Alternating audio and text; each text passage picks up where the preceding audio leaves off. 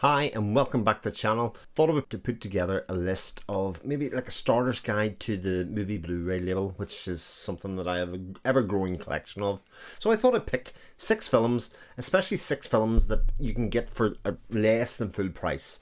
So rather than buying the new releases at full price, you'll shave a few pounds off these, especially if you go on Amazon. These are regularly there for a decent price. I would say in general, MUBI is a label that looks to release modern, what they would say classics of cinema. A bit like, I mean, and some of these are A24 movies. People that, you know, really great and celebrated filmmakers or celebrated festival films that they've bought the rights for and are putting together in increasingly better packages for us to buy, and with some of the best slipcovers in the game. They're nice and thick. You'll see what I mean as I go through them. I'm going to start with, again, one of these great modern directors. I'm just going to start with Kelly Reichardt and her film First Cow. First Cow tells the story of these two men during the kind of post-Civil War, current Civil War period in America, as they seek to live the American dream, not by getting their own land, but by kind of using stealing and petty crime, by using a cow or the milk from a first cow to sell better butter. Intriguing, but like most Reichardt films, it's very much the setting and the place and the character work that you go in. It's sort of understated a lot of the time, but you get lost in the world that she makes and that she hands out to you as you really get involved in what life is like at that time and why these two dastardly individuals, you sort of root for them to kind of go, but also want to see what happens if and when they get caught. It's just, it's like almost darkly comic, but being a very serious drama at the same time. Reichardt's filmmaking, I think, is really extraordinary right across the board, and continually makes these kind of films which look at a period in America and, you know, characters and stories that exist within, not the big fantastical stories, but the smaller character stories that go within that. First Cow is wonderful. Next up is, well, a film by Emma Seligman. It is Shiva Baby. This has received a couple of releases, I think, certainly across the world. This tells the story of a young lady who is in a Jewish Shiva, period of mourning, what we would call in Ireland a wake, and she's in a house, and people come and go. Some of them know her, family, friends, all of that kind of stuff. How's the young girl doing? And she's somebody that's at the turn of life from being like the child within the group to being the adult and making her own choices and mistakes in life.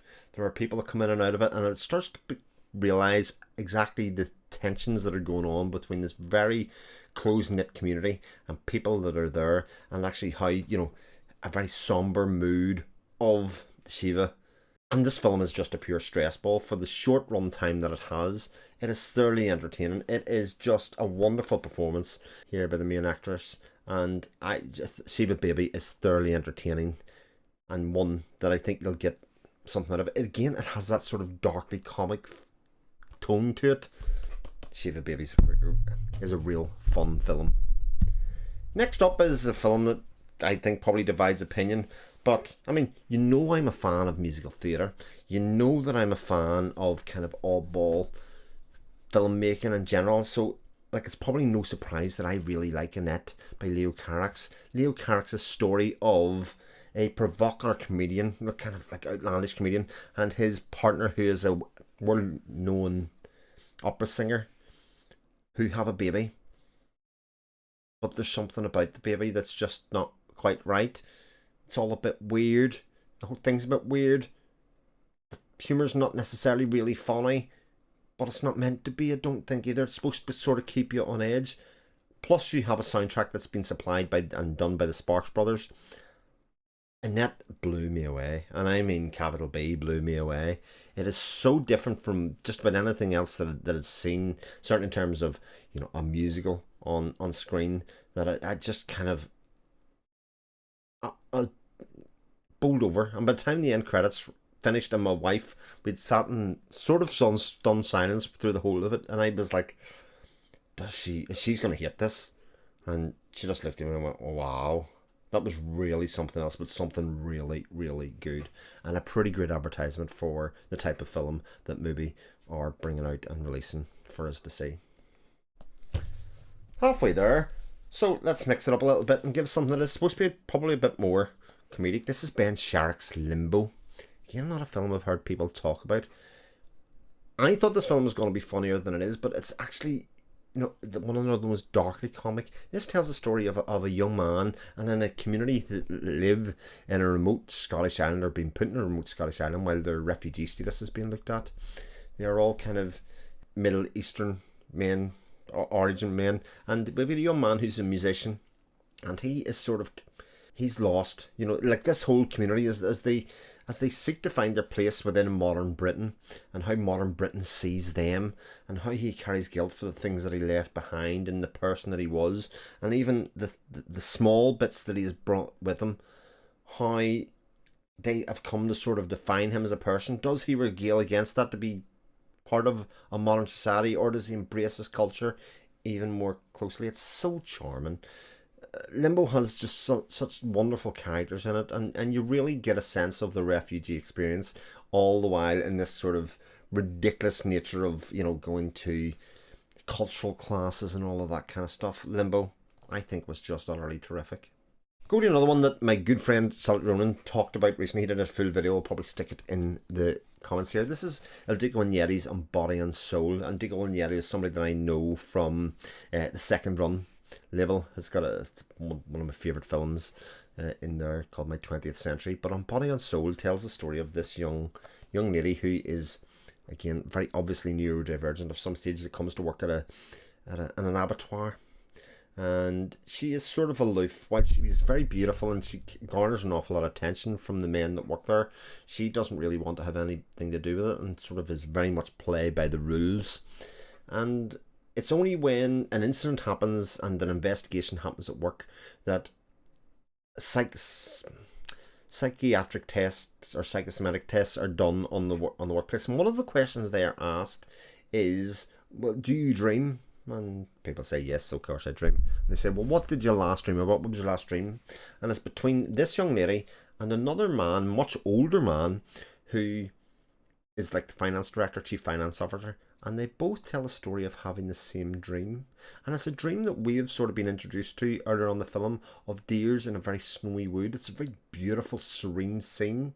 And the events that they describe in their dreams mirror the events that we have seen. The film takes this premise and basically does an exploration of these two people couldn't be more different in terms of who they are. They're sort of on the outskirts of society in different ways.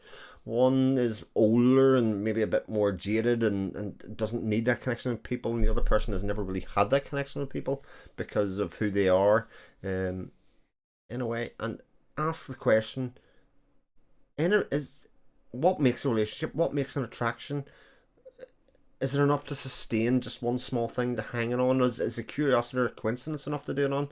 I think it's just, in some ways just utterly beautifully shot, but really poignant and thought-provoking, like all great cinema does. And again, another good example of modern cinema kind of asking a lot of the right questions. And I'll finish with, well, one of my favourite filmmakers of all time. I told you about the type of films that I like to see. This one's one of my all-time favourites. This is Benedetta from Paul Verhoeven. This is their only 4K release, I think. There is also a Blu-ray release of it. Oh my god, I love Verhoeven's films. This is like a non-erotic. It nearly ticks every Verhoeven box that you could probably think.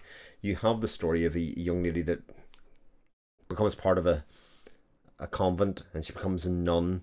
And there's a very well established order within of like Mother Superior, everybody else being pious towards, the running and contributing towards the running of the convent itself. And it's only when a new outsider comes in and a relationship sort of forms, and sort of friendship or otherwise, that events start to happen. Now you'll see actually from the trailer that actually this person develops what is basically looks like stigmata. And this causes a religious frenzy. And actually people going, well, why was she picked? What does this mean? Is there an event going to happen? And she starts to prophesize and say about herself what it's all about.